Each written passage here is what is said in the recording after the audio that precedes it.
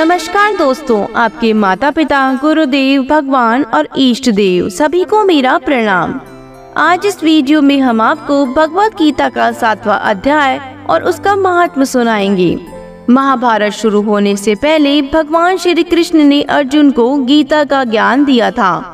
इस गीता का 7वां अध्याय पितृमुक्ति और मोक्ष से जुड़ा है। इस अध्याय का नाम है ज्ञान विज्ञान योग।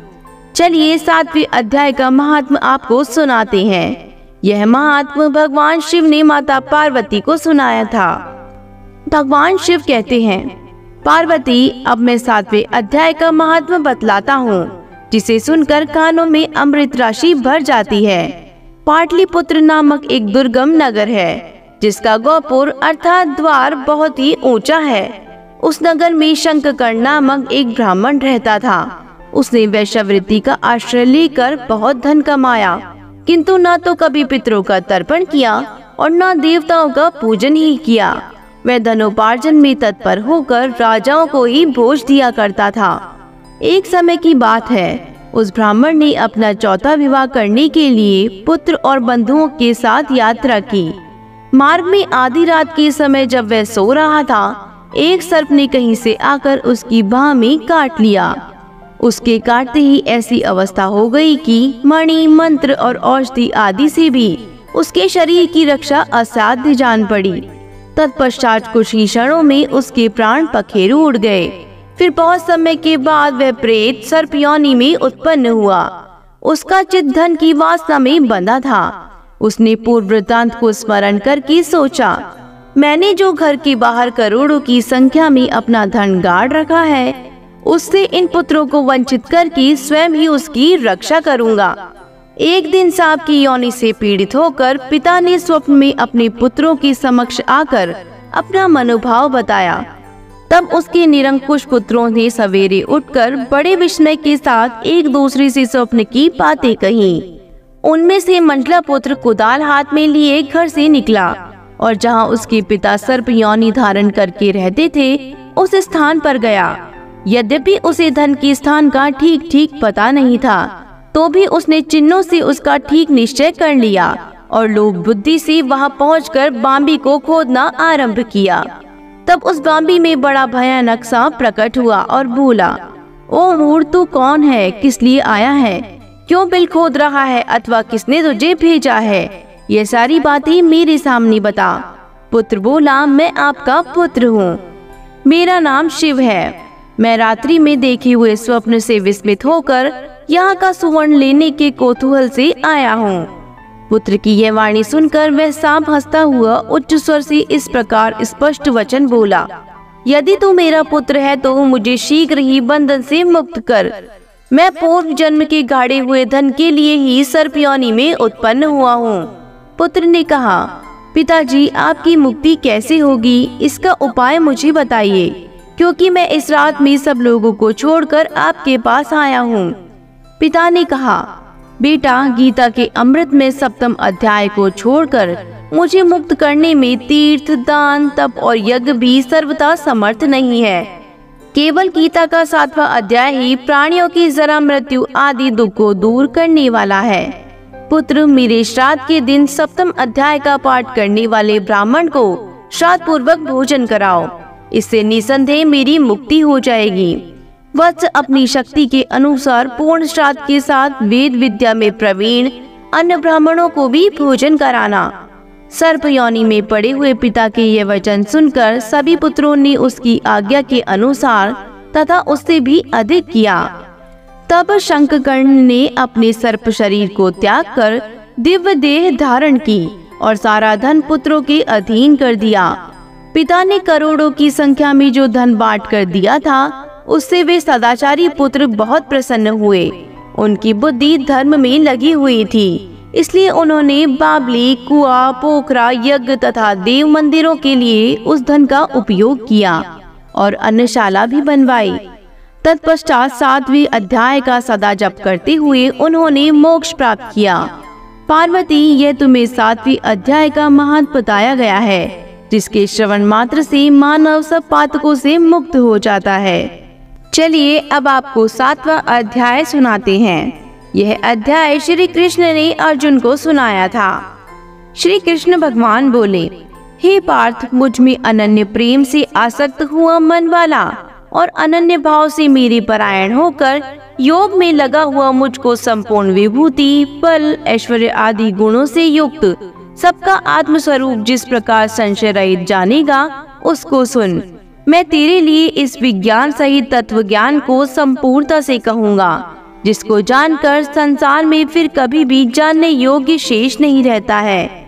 हजारों मनुष्यों में कोई एक मेरी प्राप्ति के लिए यत्न करता है, और उस यत्न करने वाले योगियों में भी कोई ही पुरुष मेरे परायण हुआ मुझको तत्व से जानता है। पृथ्वी, जल, तेज, वायु तथा आकाश और मन, बुद्धि एवं अहंकार, ऐसे ये 8 प्रकार से विभक्त हुए मेरी प्रकृति है। यह तो अपरा है, अर्थात मेरी जड़ प्रकृति है। और हे महाबाहो, इससे दूसरी को मेरी जीवन रूपा परा अर्थात चेतन प्रकृति जान की, जिससे ये संपूर्ण जगत धारण किया जाता है।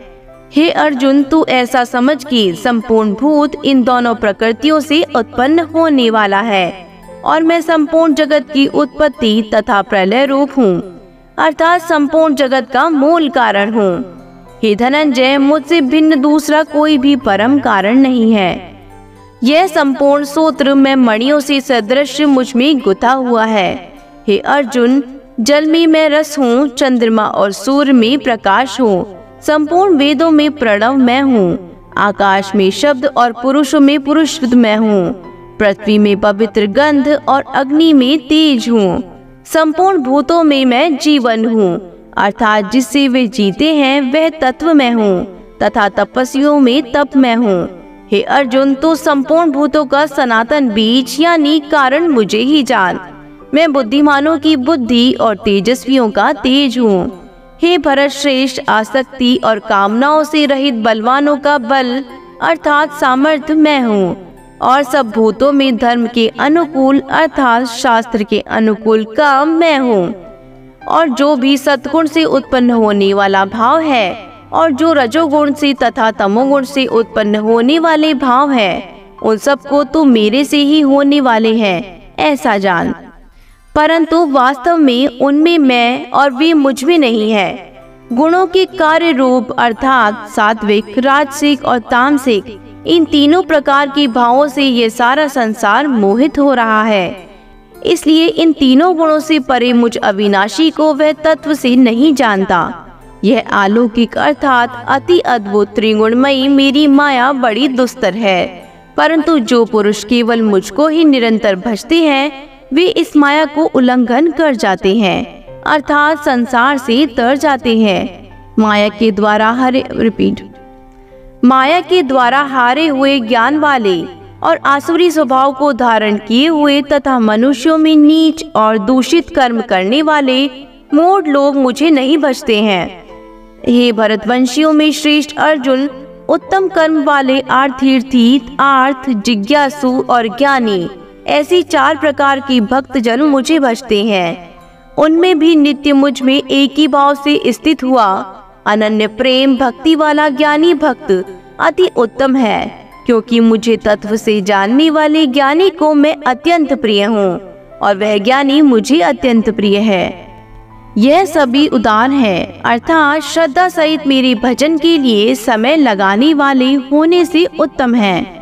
परंतु ज्ञानी तो साक्षात मेरा स्वरूप ही है, ऐसा मेरा मत है, क्योंकि वह मदगत मन बुद्धि वाला ज्ञानी भक्त अति उत्तम गति स्वरूप मुझ में ही अच्छी प्रकार स्थित है। बहुत जन्मों के अंत के जन्म में तत्व ज्ञान को प्राप्त हुआ ज्ञानी सब कुछ वासुदेव ही है। इस प्रकार मुझे भजता है वह महात्मा अति दुर्लभ है। उन भोगों की कामना द्वारा जिनका ज्ञान हरा जा चुका है, वे लोग अपने स्वभाव से प्रेरित होकर उस नियमों को धारण करके अन्य देवताओं को भजते हैं, अर्थात पूजते हैं। जो सकाम भक्त जिस देवता के स्वरूप को श्रद्धा से पूजना चाहता है, उस भक्त की श्रद्धा को मैं उसी देवता के प्रति स्थिर करता हूँ। वह पुरुष उस श्रद्धा से युक्त होकर उस देवता का पूजन करता है, और उस देवता से मेरे द्वारा ही विधान किए हुए उस इच्छित भोगों को निसंदेह प्राप्त करता है, परंतु उन अल्प बुद्धि वालों का वह फल नाशवान है तथा वे देवताओं को पूजने वाले देवताओं को प्राप्त होते हैं। और मेरे भक्त चाहे जैसे भी बचे, अंत में मुझी को प्राप्त होते हैं।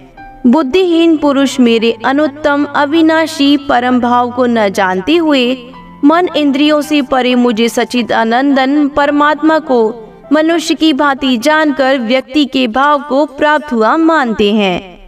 अपनी योग माया से छिपा हुआ मैं सबके प्रत्यक्ष नहीं होता, इसलिए ये अज्ञानी जन समुदाय मुझ जन्म रहित अविनाशी परमात्मा को तत्व से नहीं जानता है, अर्थात मुझको जन्मने मरने वाला समझता है। हे अर्जुन, पूर्व में व्यतीत हुए और वर्तमान में स्थित तथा आगे होने वाले सब भूतों को मैं जानता हूँ, परंतु मुझको कोई भी श्रद्धा भक्ति रहित पुरुष नहीं जानता। हे भरतवंशी अर्जुन, संसार में इच्छा और द्वेष से उत्पन्न हुए सुख दुख आदि द्वंद्व रूप मोह से संपूर्ण प्राणी अति अज्ञानता को प्राप्त हो रहे हैं।